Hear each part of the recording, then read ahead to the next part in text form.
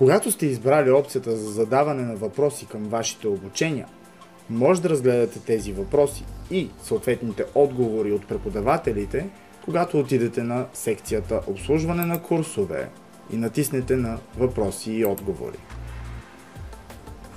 Ще бъдете отведени в меню, където трябва да изберете курс. Съответно имаме примерен въпрос и отговор към него в един от курсовете.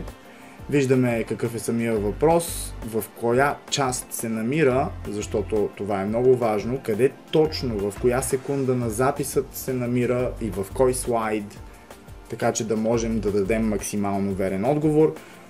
Съответно и какъв е самият въпрос. Отдолу имаме неговия отговор, а също така ние може да отговорим и да се включим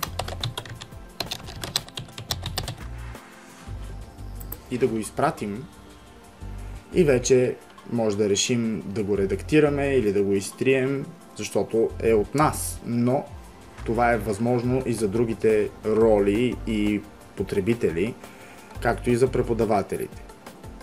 Нека да изтрием това примерно включване.